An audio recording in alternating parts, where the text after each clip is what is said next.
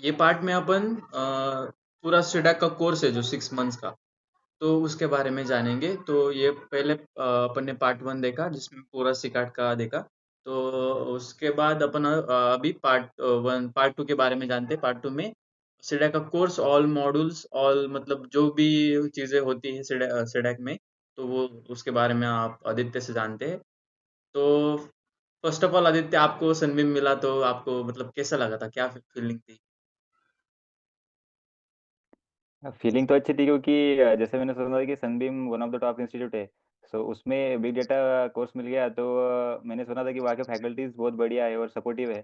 So excited था उस 6 महीने की जर्नी के लिए।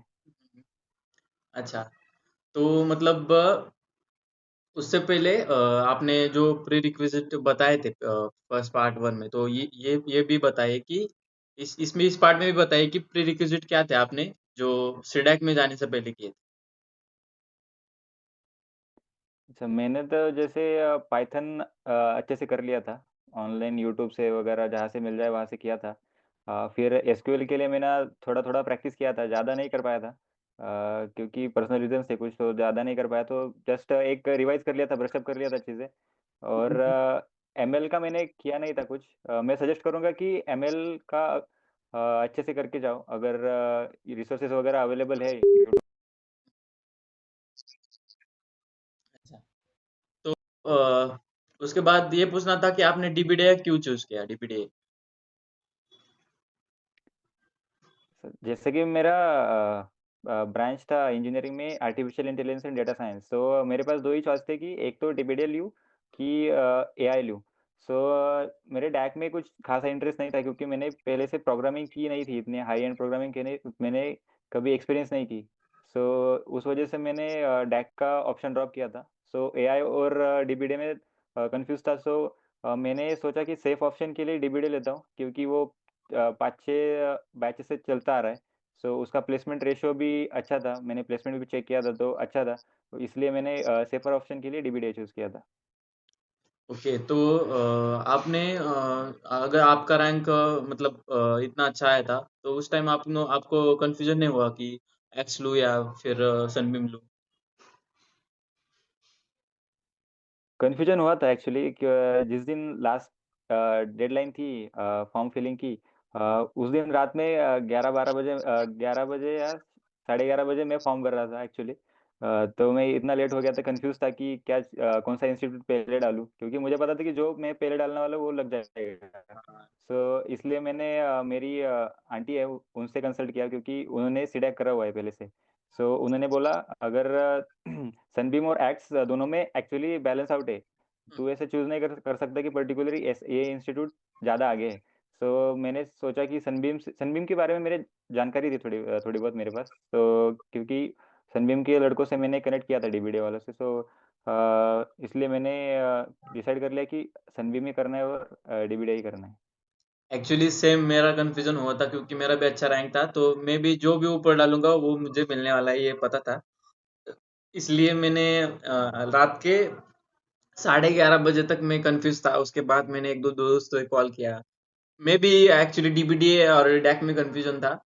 तो एट द एंड ऐसा कंक्लूजन आया कि अगर आप नॉन आईटी से हो या फिर आपको अपॉर्चुनिटी ज्यादा चाहिए, तो आप डैक ले लो। तो ऐसा मैंने कर दिया था।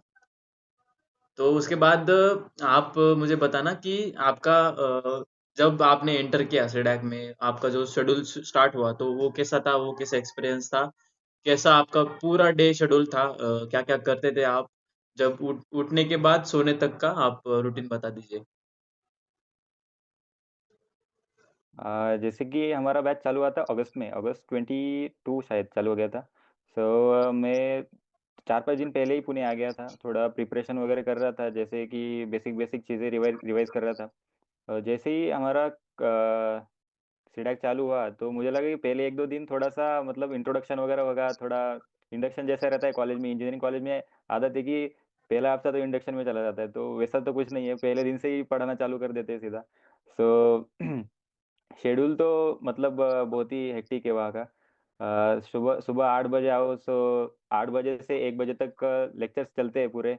और फिर 2 बजे से 7 बजे तक लैब्स चलते हैं, प्रैक्टिकल लैब्स। तो शेड्यूल में मैच करने के लिए, क्योंकि 1 महीना घर पे था, तो ऐसा प्रॉपर शेड्यूल नहीं बना था एक जगह पे बैठने का कि 3-4 घंटे एक जगह बैठ के कुछ करने का। सो वो आदत नहीं रही थी, तो उसमें मैच होने के लिए मुझे थोड़ा टाइम लगा, 15-20 दिन थोड़ा एडजस्ट हुआ कि पुणे में पहली बार आ रहा था। मैं नासिक से था, तो पुणे पहली बार आ रहा था, इसलिए वहाँ का एनवायरनमेंट वगैरह मैच नहीं हो रहा था। थोड़ी तबीयत भी खराब हो रही थी बीच-बीच में। सो बहुत से चैलेंजेस थे सीडैक के दौरान। Okay, okay. कोई बात नहीं, ये तो सबके साथ होता है, मतलब मेरे साथ भी हुआ था। मैं भी उतना नर्वस था। एक्चुअली मैं पुणे में रह चुका हूँ, पर बहुत दिन हो चुके थे उसको। तो उसके बाद सेटल होने में और ये टेंशन बहुत था कि लाइक 1 डेढ़ लाख रुपए फीस है, और उसके बाद लाइक मतलब हॉस्टल का भी जाने वाला है खर्चा वगैरह। सनबीम में थे तो वहाँ पे कहाँ पे रहते थे? हुँ। सनबीम में थे तो उनका तो हॉस्टल है नहीं, सनबीम हिंजेवाड़ी का। सो मैंने वहीं पे एक प्राइवेट पीजी था, सो उस पीजी में मैंने लिया था। वही मतलब नज़दीक था इसलिए लिया था, क्योंकि ऑप्शंस अच्छे हैं नहीं वहाँ खाने के या रहने के लिए। अभी तो बन गए खाने के लिए। जब मैं था तब ऑप्शन नहीं थे, जब मैंने जॉइन किया था। सेम सेम तो मेरे टाइम पे इसलिए नहीं थे। मेरे पास बाइक वगैरह थी नहीं, तो ज़्यादा दूर ले नहीं सकता था, तो जस्ट वॉकिंग डिस्टेंस पे लिया था एक पीजी, उसमें अच्छा, कर लिया। अच्छा। तो ओवरऑल आपका मतलब ऐसा कौन-सा मॉड्यूल आपको हार्ड लगा? और मतलब स्टार्टिंग में कैसा था और एंडिंग में मतलब जब आप मिडल में गए तो कैसा लगा? ओवरऑल एक्सपीरियंस लाइक ये ऐसा मॉड्यूल था, स्टार्टिंग में अच्छा लगा, उसके बाद जब जब से मॉड्यूल आने लगे, लैब एग्ज़ाम आने लगे, हार्ड जाने लगा कुछ तो मतलब ये सब एक्सपीरियंस। हार्ड मॉड्यूल तो मुझे एक्चुअली फील जावा का हो गया, क्योंकि मैंने जावा कभी की नहीं थी। सो मेरा बैकग्राउंड ही कुछ अलग था, मैंने पाइथन वगैरह पढ़े थे। सो पाइथन का मॉड्यूल इजी था। एमएल का बैकग्राउंड था मेरा, सो एमएल भी हमारे कॉलेज में था, सो वो भी ठीक ठाक से ही गया। लेकिन जावा का मॉड्यूल ऐसा है कि डीबीडी वाले बच्चे मोस्टली इग्नोर कर देते, क्योंकि पता रहता है कि वो प्लेसमेंट में ज़्यादा पूछते नहीं है। सो वैसा हमारा भी था, और उस दौरान ही हमारे कल्चरल इवेंट्स और वो स्पोर्ट एक्टिविटीज थी, तो थोड़ा सा उसका लैब मिसमैनेज हो गया था हमारे से। सो वो मॉड्यूल ऐसा लग रहा था कि शायद 50-50 चल रहा है हमारा, कि पता नहीं सीसी में कैसे स्कोर आएंगे, और मॉड्यूल एंड भी निकलेगा कि नहीं निकलेगा। अच्छा, तो आपको सबसे हार्ड जावा गया या फिर कौन-सा ऐसा मॉड्यूल गया जो हार्ड एंड ईज़ी वाला मॉड्यूल? ईज़ी वाला और हार्ड वाला ऐसा बताना। इजी वाला तो पाइथन का था, सबसे पहला मॉड्यूल था, क्योंकि मैंने पाइथन रिवाइज करके आया था, बीच में जब 1 महीना मिला था, पाइथन अच्छे से किया था। तो पाइथन के लिए कुछ ज़्यादा टफ लगा नहीं मेरे को। और चीज़ें जो सिर्फ रिवाइज ही हो रही थी, हार्डली मतलब मतलब डीप में पढ़ा रहे थे, बहुत डीप में पढ़ा रहे थे। लेकिन कुछ कुछ चीज़ें थी जो मुझे पहले से आती थी, सो बेसिक्स तो क्लियर थे। सो उसका एक बेनिफिट मिल रहा था। सो Python was the first module that was the easiest one. Okay, and hardest one was? For me, hardest one was the Java. Okay, okay. तो उसके बाद हाउ इम्पोर्टेंट्स आर लैब? मुझे lab exams and hands on practice उसके बारे में क्या बताओगे आप? अ, लैब एग्ज़ाम बहुत ही इम्पोर्टेंट है, क्योंकि सनबीम ने भी वैसे टाइम डेडिकेट किया है लैब्स के लिए। प्रॉपर 5 घंटे का शेड्यूल है लैब्स में, और एक्चुअली वो शेड्यूल बहुत अच्छा है। मुझे पहले लगा था कि इतनी लैब की क्या ज़रूरत है, अगर असाइनमेंट 1-2 घंटे में ख़त्म हो रहे हैं तो घर जा सकते हैं, ऐसा-वैसा। लेकिन आप ऑफ द टॉपिक भी बहुत बहुत चीज़ें प्रिपेयर कर सकते हो। अगर आपका सॉफ्ट स्किल्स वगैरह अच्छा नहीं है, तो आप कम्युनिकेशंस वगैरह इंप्रूव कर सकते हो दूसरों से बात करके।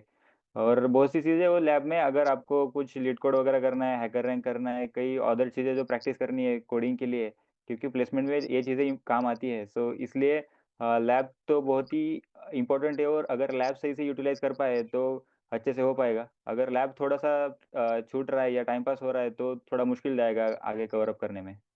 अच्छा, तो मतलब हाँ, तो उसके बाद लैब एग्ज़ाम्स आणि एंड लैब अटेंड करना और असाइनमेंट सॉल्व करना, ये कितना इम्पोर्टेंट लगा आपको? जैसे कि संडे में या कि किसी भी सेंटर में अटेंडेंस कंपलसरी है। 85% अटेंडेंस होना ही चाहिए, तो उसके लिए लैब अटेंड करना ही पड़ता है। और मैं तो कहूँगा लैब्स, जितने लेक्चर्स इंपॉर्टेंट है उतने ही लैब इंपॉर्टेंट है। क्योंकि आप प्रैक्टिकली चीज़ें एक्सपीरियंस करते हो, नई-नई चीज़ें एक्सप्लोर करते हो, सो उसके लिए लैब में सफिशिएंट टाइम मिल जाता है। कुछ डाउट्स रहे तो लैब असिस्टेंट है, उनसे आप डिस्कस करके डाउट्स रिज़ॉल्व कर सकते हो। अ, ओके, यस। Okay, okay. तो ये था पूरा मतलब पूरा सीडैक के बारे में मतलब और इसके बाद इसके इसके अलावा आपको कुछ बताना है मतलब ये सीडैक के पार्ट के बारे में जो 6 मंथ का पूरा सीसी के पहले और प्रीकैट के बाद, सीकैट के बाद। ये पूरा जो 6 मंथ का है उसके बारे में आप कुछ इसके अलावा बताना है? टोटल मॉड्यूल्स या फिर कुछ और? क्योंकि इसके बाद अपन सीसी स्टार्ट करते हैं। मॉड्यूल्स तो मतलब ओके। मॉड्यूल्स ऐसे सनबीम ने बहुत ही वेल प्लान किए थे। एक-एक डिपेंडेंसी अच्छे से कवर की थी तो हर एक मॉड्यूल इम्पोर्टेंट है। आप जावा मोस्टली डीबीडी के लिए स्किप कर सकते हो स्किप मतलब इतना इम्पोर्टेंट नहीं है लेकिन सीसी के लिए तो इम्पोर्टेंट है ही वो। सो उस पे ज़्यादा ध्यान देने के अलावा आप बाकी चीज़ें कर सकते हो जैसे कि बिग डेटा हो गया जो कि बहुत ही इम्पोर्टेंट है। सो उसके लिए अच्छे से टाइम दो। प्रैक्टिकली अच्छे से चीज़ें एक्सपीरियंस करके देखो, प्रोजेक्ट वगैरह अच्छा अच्छा प्रिपेयर करो। सनबीम में मोस्टली 2 प्रोजेक्ट के लिए टाइम देते हैं। एक डीप लर्निंग के लिए प्रोजेक्ट होता है और एक बिग डेटा के लिए प्रोजेक्ट होता है।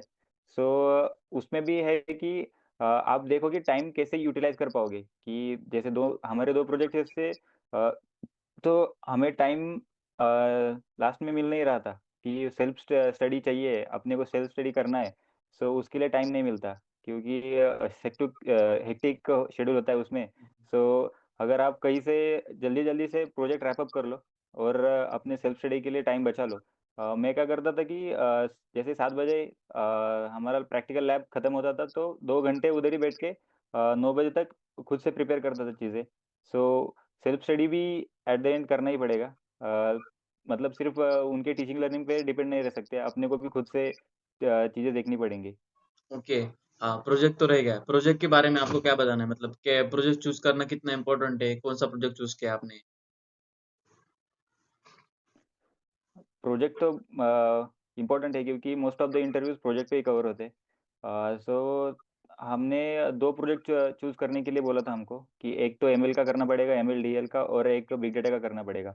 सो एमएल-डीएल के लिए हमको मतलब कुछ प्रीवियस टॉपिक्स की लिस्ट शेयर की थी लैब असिस्टेंट ने। सो लेकिन प्रोजेक्ट अच्छे थे लेकिन प्रोजेक्ट ऐसा करो कि जो डूएबल हो मतलब शॉर्ट टर्म में या 5-6 दिन में प्रोजेक्ट पूरा कंप्लीट हो जाए, ऐसा प्रोजेक्ट चूज़ करो। ज़्यादा टाइम क्योंकि प्रोजेक्ट अगर आप अच्छा करने जाओगे, सो एट द एंड इंटरव्यू में भी आपको एक्सप्लेन करके आना चाहिए वो कंप्लीट प्रोजेक्ट। सो वैसे हिसाब से भी प्रोजेक्ट चूज़ कर लो। और बिग डेटा के लिए भी एक अच्छे से हमने ईटीएल पाइपलाइन वगैरह बनाई थी, सो उसका भी बेनिफिट हो गया हमको क्योंकि प्रैक्टिकल चीज़ें समझ में आ गई। Okay, okay.